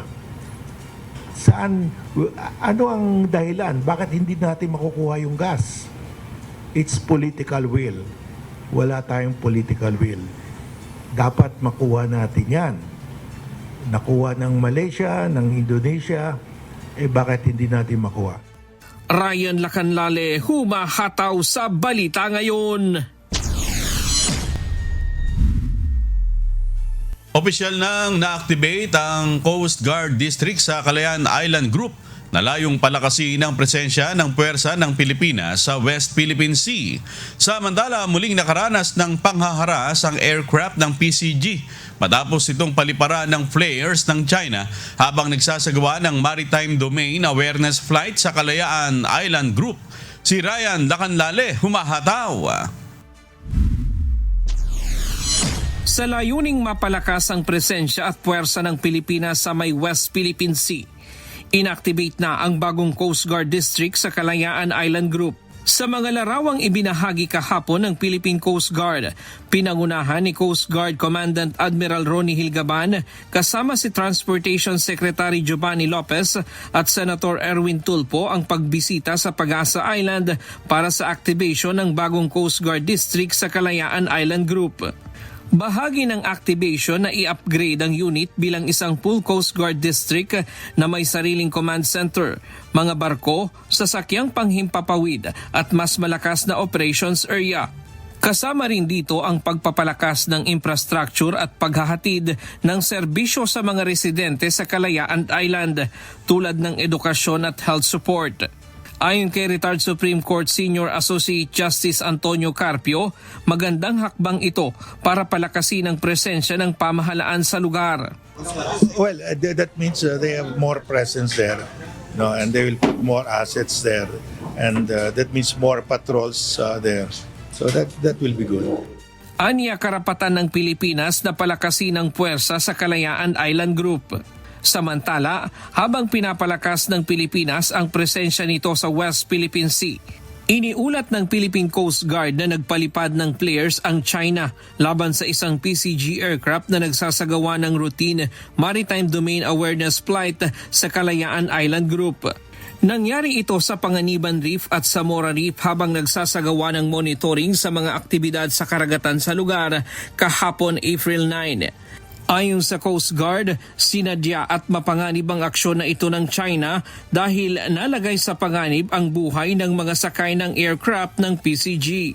Muli namang nagpahayag ang China ng pag-angkin ng indisputable sovereignty, pero giit ng Pilipinas, wala ito sa batas at taliwas ito sa 2016 arbitral ruling. Sa kabila ng mga insidente, nananatiling nakatutok ang Pilipinas sa pagprotekta ng soberanya sa West Philippine Sea. Ryan Lacanlale, humahataw sa Balita Ngayon. Sinira ng mga operatiba ng Bureau of Customs sa Port of Zamboanga ang tinatayang mahigit sa 266 million pesos na halaga ng mga smuggled na sigarilyo. Isinagawa ang condemnation sa mga nasabat na kontrabando sa Virgo 8 Tech and Water Management Services sa Barangay Manikahan, Zamboanga City. Aabot sa higit 5,000 master cases, 2,620 rims at 32 packs ng iba't ibang klase ng mga smuggled na sigarilyo ang sinira ng mga otoridad. Ang mga ito'y nasabat sa magkakaibang operasyon at naharap sa paglabag sa Customs Modernization and Tariff Act kasama ng Anti-Agricultural Economics Sabotage Act. Hataw Balita Ngayon. Ininspeksyon ni Transportation Secretary Giovanni Lopez ang bagong gawa at mas pinagandang istasyon ng MRT3 sa Quezon Avenue. Batay sa assessment ng DOTR official, naging mas maayos, malinis at maliwalas ang Quezon Avenue Station. Mayroon na rin itong malinaw at malalaking wayfinders at mas maayos na rin ang mga palikuran para sa mga pasahero. Na-improve na rin ang ventilation at naiayos na rin ang platform window lovers. Hataw Balita Ngayon.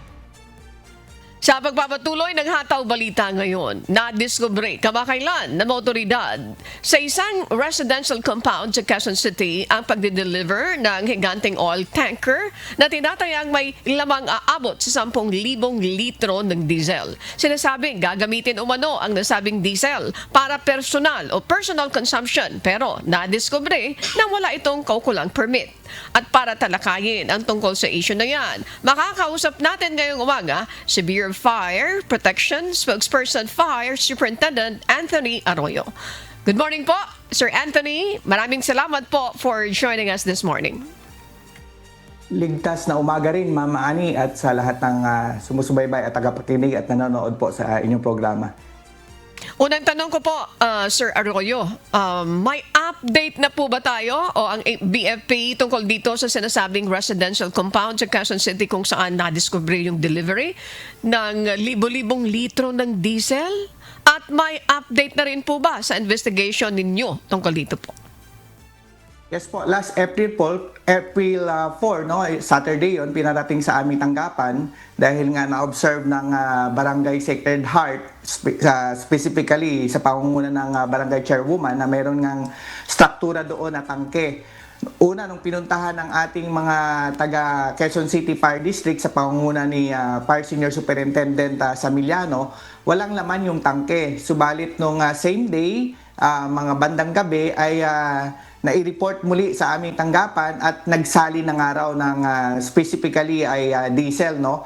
So with that po ay nakipag-ugnayan tayo sa PNP Station 10 at gayon din sa barangay at gumawa tayo ng mga hakbang. So by on our end, no, ang notice to comply ay agara naming pinareceive po sa occupants doon at specifically po dahil they failed to observe yung safety precaution. Kaya ang within 24 hours grace period doon, kailangan i-remove agad yung mga flammable at combustible liquids doon sa tangke. Pangalawa, yung illegal storage of flammable and combustible liquids. So within 24 hours din yon. At pangatlo, yung removal of hazard. So by April 8 ay na-extract ng owner side yung nasabing diesel sa bandang umaga at bandang hapon naman ay totally po natanggal na yung tangke na above ground doon na nakalocate sa said location. Okay. Sir Anthony, gaano kadelikado itong delivery ng ganitong karaming diesel sa isang residential area? Una sa lahat, hindi kasi siya appropriate for storage ng ganong kadaming liquids, no? Ang ating Quezon City, halimbawa, any local government unit ang siyang nagbibigay ng zoning permit. So hiniwala yan usually sa mga kabahayan na malalayo yan sa mga struktura. No, kung talagang nagnanais na magkaroon ng mga ganong kalaking storage, ay mangangailangan po ng mga permits. Saka kami papasok sa mga fire safety measures, no? Una sa lahat, residential yon, kaya delikado talaga yon. Kaya kahit mag-enforce tayo doon ng any safety measures, first and foremost ay very hazardous kasi nga sa residential area, hindi siya akma doon sa location, no? Pangalawa, yung pag-stock po ng mga nasabing mga flammable or combustible liquid ay kung sa residential area, kung sa amin naman sa revised implementing rules and regulation ng fire code ay dapat po ay may maximum allowable quantity lamang. No, kung halimbawa ayan bahay with detached garage ay maximum lang po ng 94 liters. So yan lang po ang pwedeng i-stock ng nasa residential area. At dapat po ang location ay hindi po sa loob ng bahay. It must be kept cool and ventilated area outside sa main na living structure ng nasabing bahay. Pwede yung mga detached garage, no? At ang mga lalagyanan niyan, kung hindi talaga maiwasan yung mga kabahayan na mag-stock or mag-store ng mga gasolina or crudo, ay dapat po sa approved containers. Yung mga containers na specifically may listed at labeled for gasoline halimbawa type, yung usually yung pula, at tightly sealed at should not exceed ng 5 gallons, no, for home use, at dapat po 50 feet away from any ignition sources. Kaya ganun po kadelikado dahil pwede pong sumabog at pwede ring maging dahilan ng sunog. Okay. Nakausap niyo po ba, Sir Anthony, yung driver ng fuel tanker? At ano po yung nangyari doon sa oil tanker na sangkot doon sa insidente po? Yes po, sa pagkikipagtulungan rin ng other agency, no, tulad ng ating Department of Energy, ng Quezon City Local Government Unit, no, ang on our end lang po ang talagang ginawa namin yung abatement of hazard kasi kailangan yung abatement para ma-remove agaran, no, yung hazard to ensure yung surrounding or structure are safe po. At in order to avert any unwanted danger tulad nga doon sa apparent na nangyari doon sa structure, no, that might cause yung to the general public ng any incident. So ang nangyari doon, ang PNP yung unang delivery, no, ang PNP po ang siyang tumutok doon, at yung April 8 naman kung saan in-extract, ang nagpa-extract I believe, no, ang report ng ating Quezon City Fire District ay on the owner sides kasi dalawa po ang naging doon party, no, yung owner side at yung tenant side. So yung tenant side ang siyang nagpa-install ng nasabing above ground tank at nagpalagay doon ng mga said fuel without the knowledge po ng owner side. Kaya nagkaroon sila ng hindi rin pagkakaunawaan doon kasi wala nga sa kontrata at hindi inform yung may-ari. Kaya yun po ang nangyari. Ang owner side po ang siyang nagpa-extract doon sa abatement of hazard ng nasabing presence of diesel. Then sila na rin po ang nagpatanggal ng nasabing above ground tank. Okay. Kung sakali po na may ganitong kalintulad na pangyayari pa sa ibang residential areas, kanino ito dapat i-report ng ating mga kababayan at ano ang mga violations na pwedeng kaharapin ng mga gumagawa po nito?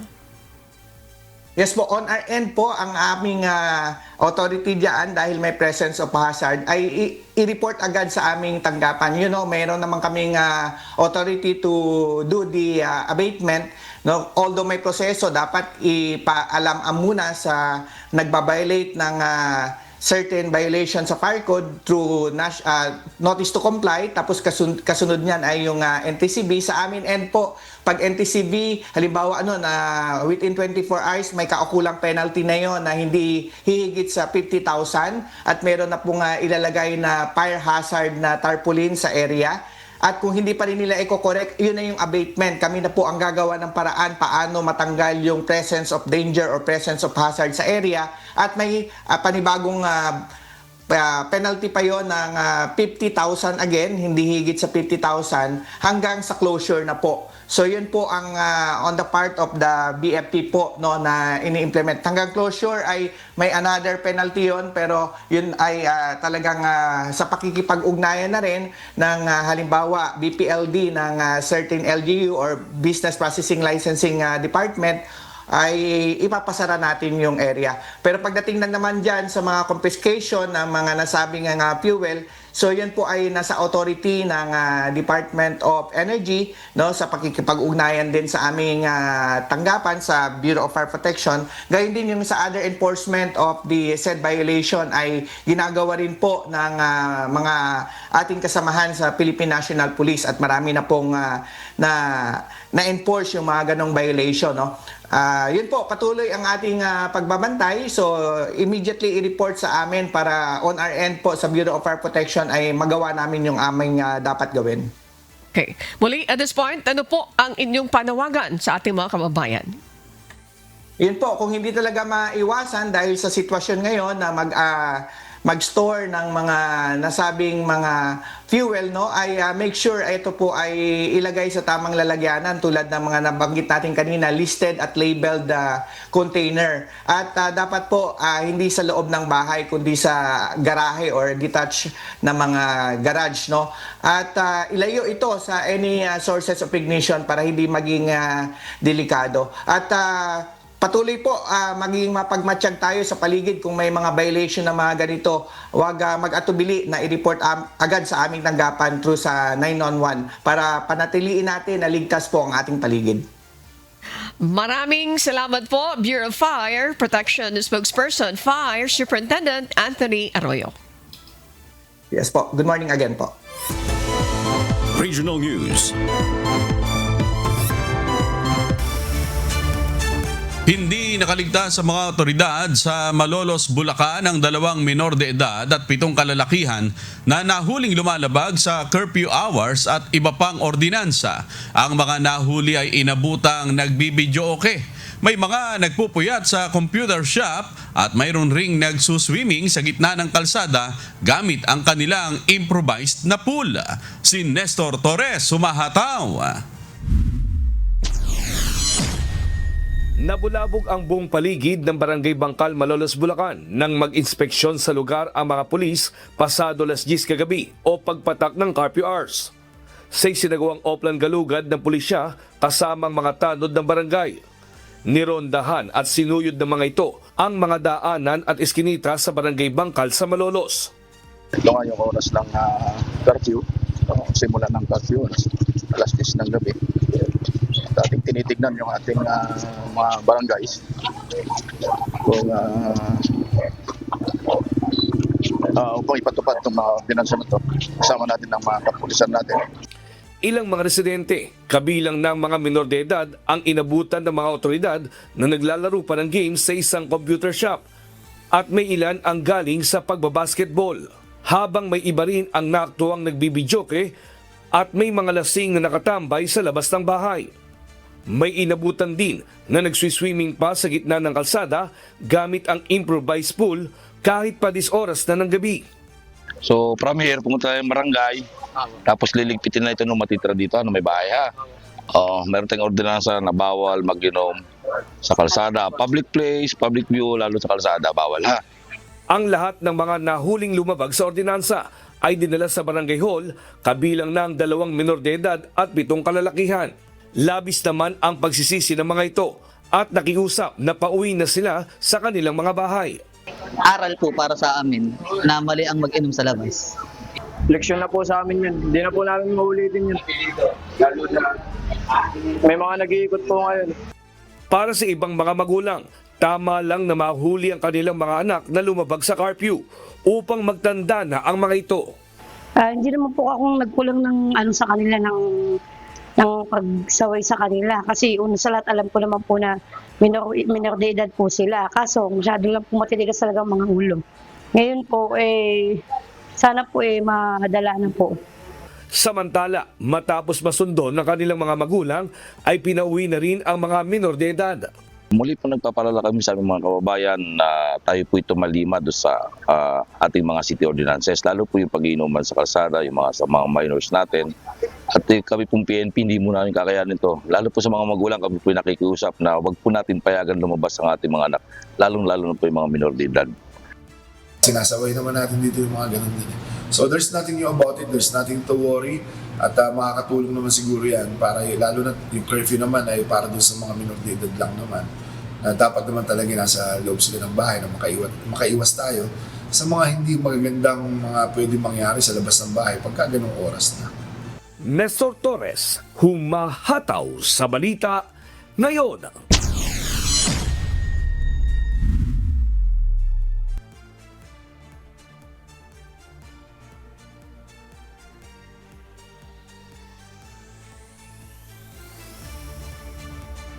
Samantala, umabot naman sa mahigit 900 individual ang naaresto ng Cavite Police matapos ang isinagawang Safer Cities Operation sa buong lalawigan nitong Miyerkules ng gabi. Kabilang sa nahuli ng mga pulis sa pag-iikot nito mula sa 8 lungsod at 15 munisipalidad ay mga menor de edad na lumabag sa curfew hours. Gayun din ang mga naglalasing at naninigarilyo sa mga pampublikong lugar. May mga nasita rin na kalalakihan na walang suot na pangitaas na damit at na mga nagbibidyo okay ng lagpas sa ipinahintulot na oras. Sa mga nahuli, 836 sa mga ito ang binigyan ng warning na kalaunan ay pinauwi din. 86 naman ang pinagmulta at 34 ang sinampahan ng reklamo. Hataw Balita ngayon. Binisita naman ng Department of Public Works and Highways kasama ang pamahalaang panlalawigan ng Albay ang nakatenggang konstruksyon ng 4-line Kilikao to Binitayan Bridge. Ayon sa provincial government, kailangan na maiprioridad ang pagkumpleto sa konstruksyon ng tulay upang madaanan na ito bago pa matapos ang taong 2026. May umahataw na balita si Ryan Salatandol. Magkasamang ininspeksyon ng mga kawani ng Department of Public Works and Highways Bicol at ng pamahalaang lalawigan ng Albay ang natenggang konstruksyon ng 4 lanes Kilikao to Binitayan Bridge sa bayan ng Daraga, Albay. September 2024 pa nang pasimula ng konstruksyon ng second phase ng proyekto. Subalit hanggang sa ngayon ay hindi pa rin ito natatapos dahil terminated na umano ang budget sa proyekto. 82% completed na. 82. Pero ang problema, yung pera nito nag-expire na. Kasi 2024 pa to. So, kailangan na ibalik yung pera yung natitira. So ngayon, mag-request tayo kay Secretary para matapos ito this year. Ang kontraktor ng nasabing tulay ay ang kumpanyang SunWest Construction sa Albay na pagmamay-ari ni dating Ako Bicol Party List Representative Saldico. Sinabihan ko si Director Tanggol, tingin ko yung mga taong bayan, lalo na dito sa Daraga, hindi na siguro sila papayag na umabot pa itong 2027, kaya dapat gawa na natin ang paraan. Sa taya ng DPWH, mangangailangan ng 56 million pesos na karagdagang pondo upang matapos ang konstruksyon ng natenggang proyekto. Kung matatapos, Malaking tulong sana ito sa mga mamamayan ng Daraga dahil maiibsan ang mabigat na traffic sa mga national road sa naturang lugar. Sa oras na makumpleto, magiging madali na ang biyahe ng mga albayano na manggagaling na District 2 patungo ng District 1 nang hindi na kailangang dumaan sa main road at city proper ng Albay. Ryan Salatandol, humahataw sa balita ngayon. Sumiklab kahapon ang sunog sa isang mall sa Biliran Island. Ayon sa Bureau of Fire Protection, nakatanggap ng alarma ang Naval Fire Station bandang alas 12 ng tanghali na agad iniakyat sa ika-4 na alarma dahil sa mabilis na pagkalat ng apoy. Idineklara itong fire under control bandang 1:22 ng hapon at tuluyang naapula ng alas 2:42 ng hapon. Nagsimula ang sunog sa ikalawang palapag ng gusali. Tinatayang aabot sa 44.9 million pesos ang halaga ng danyos habang 4 na individual naman ang nagtamo ng minor injuries. Sa kasalukuyan, patuloy pa ang isinasagawang investigasyon ng mga otoridad upang matukoy ang sanhi ng insidente. Hataw Balita ngayon. At para alamin natin ang latest sa presyo ng mga pangunahing bilihin nasa Bambang Market sa Maynila, ang ating kasama na si Joy Rabina live. Live report.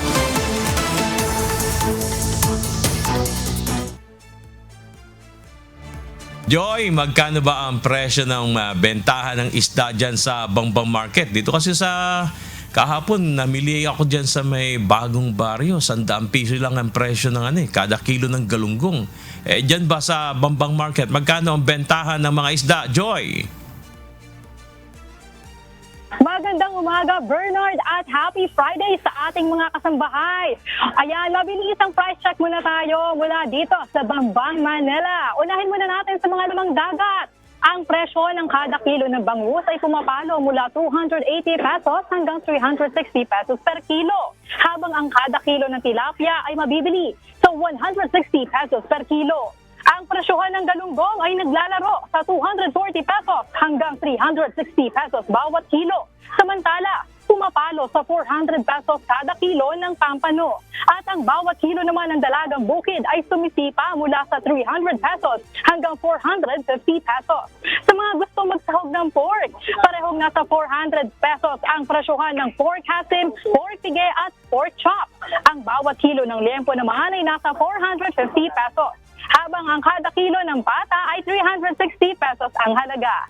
Para naman sa mga nais magsinabawang manok, ang paa ay nasa 180 pesos per kilo. Habang ang drumstick ay pumapalo sa 240 pesos per kilo. Ganun rin ang wings. Samantala, ang bawat kilo ng whole dressed chicken ay mabibili sa 240 pesos per kilo. Dako naman tayo sa healthy vegetables natin. Ang kalabasa ay kasalukuyang nasa 80 pesos kada kilo. Habang nasa 60 bawat kilo ang kamatis. 120 pesos hanggang 150 pesos bawat kilo ang sibuyas. Ang patatas ay nananatili mula 120 pesos hanggang 140 pesos kada kilo. 120 pesos bawat kilo naman ang patatas. Pumapalo naman sa 200 pesos kada kilo ng bawang. Samantala, nasa 80 pesos hanggang 100 pesos bawat kilo ng pechay Tagalog.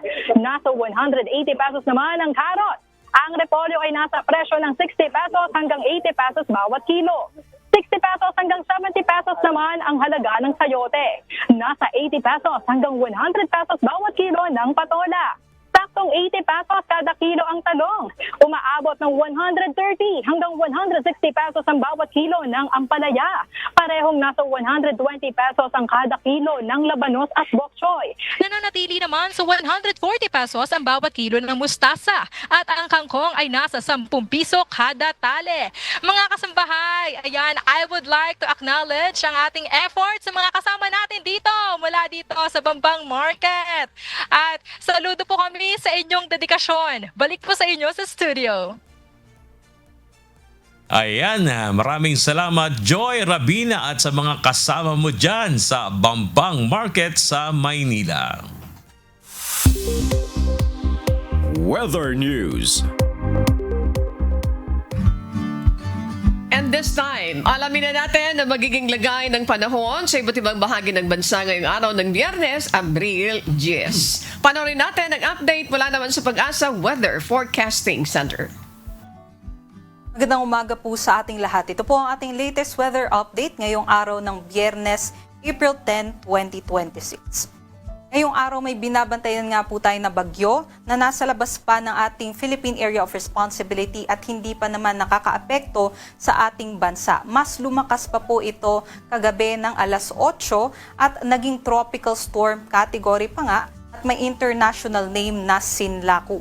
Ito po'y nasa layong 2,725 kilometers sa silangan ng northeastern Mindanao at mas lumakas nga po yung taglay na hangin 65 kilometers per hour na at may pagbugso na rin na abot sa 80 kilometers per hour. Sa kasalukuyan, kumikilos po ito pakanluran, medyo may kabagalan 10 kilometers per hour. Ngunit hindi pa nga po ito nakakaapekto sa ating bansa. Samantala, yung ating ridge o yung extension ng high pressure area, ito po yung nakakaapekto mainly sa ating bansa. Specifically, sa may northern at sa may central Luzon na magdadala ng mainit at maaraw na panahon. Para sa pagtaya ng ating panahon ngayong araw, magiging mainit, maaraw at mababa din yung tsansa ng mga pag-ulan sa may northern at sa may central Luzon. Ngunit sa ibang parte naman po ng ating bansa, maaari po tayong makaranas din ng mga isolated rain showers o yung mga localized thunderstorms o yung mga panandaliang buhos lamang ng mga pag-ulan. Ngunit generally po ay magiging maaraw at maalinsangan kaya't magdala po tayo ng payong at tubig para iwas dehydration. Ito naman po yung ating mga agwat ng temperatura. Pinakamataas po yung ating temperature dito sa may Tuguegarao 25 to 37 degrees Celsius. Samantala sa Metro Manila din, mataas po yung ating temperatura 21 to 35. Aabot naman hanggang 33 degrees Celsius sa may Tagaytay, Lawag at sa may Legazpi. Habang dito naman po sa may Baguio ay posible between 16 to 26 degrees Celsius naman po ang temperatura. Dumako naman po tayo sa may Palawan, Visayas at Mindanao kung saan nga ay magiging mainit pa rin naman ang ating panahon na may tsansa ng mga localized thunderstorms. Ito naman po yung ating mga agwat ng temperatura. Pinakamataas naman po dito sa may Zamboanga, Davao at sa may Puerto Princesa na maaari pong umabot hanggang 34 degrees Celsius ang maximum temperature. Samantala hanggang 33 degrees Celsius naman sa may Kalayaan Islands at dito man sa Iloilo at Cebu 26 to 32 at sa may Tacloban at Cagayan de Oro naman ay 25 to 31 degrees Celsius naman po. Although ito pong mga agwat ng temperatura ay air temperature pa lamang po ito or temperatura ng hangin. Iba pa po yung damang init o yung heat index na pinagsamang epekto ng init ng hangin at nung halumigmig o moisture sa hangin natin. Kahapon nga, April 9, nakapagtala tayo ng aabot sa danger levels na heat index. Dito sa Metro Manila, between 38 to 39 degrees Celsius po ang naitala na heat index which is nasa extreme caution category na po yan. Danger level po, 43 degrees Celsius naman sa may Catarman, Northern Samar at 42 degrees Celsius naman dito sa may Dumangas, Iloilo, Cotabato City, Maguindanao at sa may Zamboanga City, Zamboanga del Sur. So ito nga pong danger level ay maaari nga pong makapagdulot na ng heat cramps, heat exhaustion and in worst cases ay heat stroke kung magbabad po tayo sa init ng araw lalong-lalo na sa tanghali at sa hapon. Ito naman po yung ating forecast na heat index para ngayong araw sa Friday sa Metro Manila 37 to 38 degrees Celsius. Bahagya naman pong bumaba. Although ito po'y nasa extreme caution levels pa rin. Ngunit sa kaparehas pa rin po na lugar ay aabot pa rin po sa danger levels. Dito nga po sa may Catarman, Dumangas, Cotabato City at Zamboanga City. Possible pa rin yung 42 degrees Celsius kaya doble ingat po sa ating mga kabayan, especially dun po sa ating mga manggagawa, mga tsuper o pati na rin po yung ating mga senior citizens na meron po mga comorbidities like high blood pressure or ano pang mga sakit na bawal pong magbabad sa init ng araw. Para naman po sa kalagayan ng ating karagatan, wala naman po tayong nakataas na gale warning kaya't malaya ding makakapaglayag yung ating mga kababayan. At para sa forecast natin ukol doon sa bagyo na nasa labas pa ng ating PAR, ay posible nga ito makapasok ng ating Philippine Area of Responsibility next week. So between Wednesday to Thursday po ang ating forecast. At ito nga po ay maaari pong maging malakas na bagyo o typhoon category at hindi natin nire-rule out yung super typhoon category na level. At sa nakikita natin, mas mababa naman po yung tsansa ng landfall. Kumbaga, itong bagyo na ito ay nakikita natin na lilihis o gigilid lamang dito sa ating Philippine Area of Responsibility. At kung makapasok nga po ito ng ating PAR, ay tatawagin naman po natin ito sa pangalang Bagyong Aloy. Although sa ngayon nga po, ang nakikita natin kahit pumasok po ito ng ating PAR, ay magdadala naman po ito ng matataas na mga pag-alon dito po sa eastern section ng ating bansa, maging mga malalakas na hangin. Ngunit itong senaryo na ito, posible pa rin pong magbago kaya't manatili po tayong nakatutok sa mga updates ng Pag-asa. Dito sa Kalakhang, Maynila, ang araw po ay sisikat mamayang 5:46 a.m. at lulubog naman po mamayang 6:09 p.m. At napanood po natin ang update mula kay Pag-asa Weather Specialist Lian Loreto. Maraming salamat po. Tandaan, sa bawat araw na ating nasisilayan, tayo magpasalamat po sa Diyos na may lalang. Feature News. Higit isang buwan mula nang sumiklab ang giyera sa pagitan ng US, Israel at Iran. Marami sa ating mga kababayan, lalo na ang mga driver ng mga pampublikong sasakyan, ang lubhang apektado ang kabuhayan dahil sa sobrang taas ng langis na dulot ng digmaan. Sa kabila ng krisis na ating dinaranas, dito minsan pang pinatunayan na mga Pilipino ang ating pagdadamayan para tulungan ang mga kapwa-tao nating nangangailangan. Ngayong mahigit isang buwan na ang digmaan sa gitnang silangan at wala pa ring senyales ng paghupa ng tensyon. Patuloy ang labis na pagtaas ng presyo ng langis at tila ba malabo na muling manumbalik ang mababang presyo nito dahil sa dami ng mga infrastrukturang pang-enerhiya ang nasira ng bombahan sa Middle East. Dahil dito, pahirap ng pahirap ang sitwasyon ng ilan nating mga kababayan, lalo na ang mga tsuper na nakaasa ang kabuhayan sa pamamasada. Pero sa gitna ng krisis na ating pinagdaraanan, dito muling nabubuhay ang diwa ng pagdadamayan at pagtulong sa mga kapwa-tao nating nangangailangan. Gaya na lamang ng mga estudyante ng De La Salle University Dasmariñas Campus na nagtulong-tulong na mag-organisa ng community pantry para sa mga PUV driver. Sa pamamagitan ng mga donasyon, namahagi ang mga estudyante ng libreng mga gulay, delata, noodles at iba pang makakatulong upang may maipangtawid gutom ang mga tsuper sa kanilang pamilya. Bukod sa grupo ng mga estudyante, kahanga-hanga rin ang ginagawa ng ilang online influencers na ginagamit ang kanilang platform upang makatulong sa mga kapwa-tao nating nangangailangan. Gaya na lamang ng pharmacist at content creator na si Archie Larga. Masaya niyang ibinahagi sa kanyang social media na umabot sa 1,169 na mga tricycle drivers mula sa kanilang bayan sa Marinduque ang natulungan ng 500 pesos na fuel support na kanyang ipinamahagi. Ayon kay Archie, nagawa niya ito dahil na rin sa tulong ng mga taong sumusuporta sa kanya. Pinasalamatan rin ito ang mga gasolinahan na naging bahagi para matulungan ang mga tricycle driver sa kanilang lugar. Again, gusto ko lamang pong pagpasalamat sa inyo dahil kung hindi po din dahil sa inyo, ay hindi ko naman po magagawa ang initiative na ito. And again, gusto ko lamang po linawin na wala po akong ibang intensyon basta tumulong lamang po sa isa sa mga sektor na pinakang apektado ng krisis na ating kinakaharap ngayon. Maraming salamat po sa nagbigay ng gasolina. Sir, maraming salamat po sa paggasolina. Sir, salamat po sa gasolina libre. Ingat po kayo lagi. Salamat po. Gaya ni Archie, sinamantala rin ng mag-inang content creators na The Aguinaldos ang kanilang platform para makatulong sa mga tricycle driver. Sa video na ibinahagi ng mga ito, ilang tricycle drivers ang inaya nila na dumaan sa gasoline station at sinorpresa ang mga ito patapos nilang bayaran ang pagpapa-full tank ng mga ito. Boss, dahil muna tayo sa gasolina.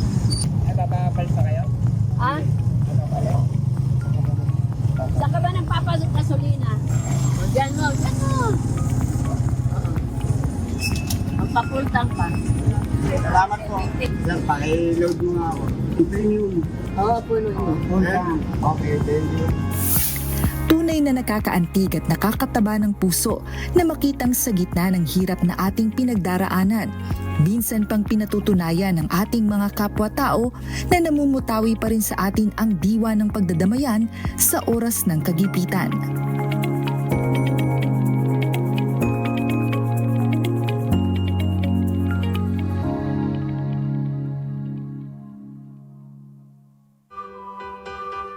Kakatuwa! Yes, saludo po kami sa inyo. Napakagandang initiative yan ng ating mga kababayan.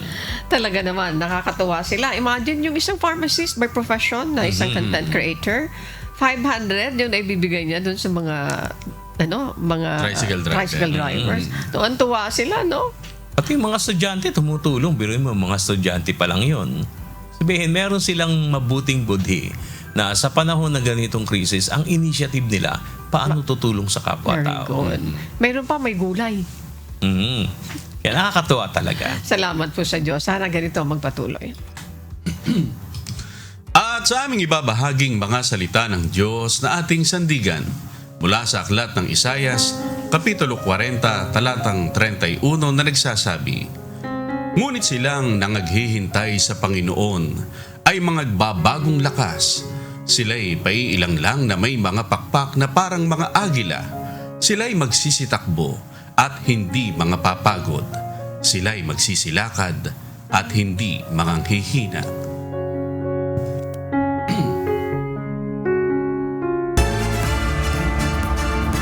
Biyernes na.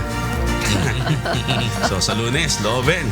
At yan po ang mga humahataw na balita ngayong umaga ng Biyernes, ika-10 sa buwan ng Abril 2026. Ako po inyong amigo, Sherwin Kulubong. Sa ngalan ng lahat ng buo ng UNTV News and Rescue, UNTV Radio La Verdad 1350 at ang ating mga correspondent mula sa Pilipinas at sa iba't ibang panig ng mundo. Ako naman po si Bernard Dadis. Ayan, wala nang bati. Ayan, sabi ni Miss Joanne, ang ating EP, Christian, wala na. Sa inyong lahat, wala nang bati. Maraming salamat po sa 2 oras ninyong pagtutok sa ating balitaan ngayong umaga. Muli niyo po kaming samahan sa Lunes para sa mga mahataw na balita. Ako po si Annie Rentoy. At dito sa UNTV at UNTV Radio La Verdad 1350, Diyos ang aming sandigan, serbisyo publiko ang aming pinahalagahan. Stand by, susunod na po ang Good Morning Kuya. Salamat po sa Diyos at magandang umaga.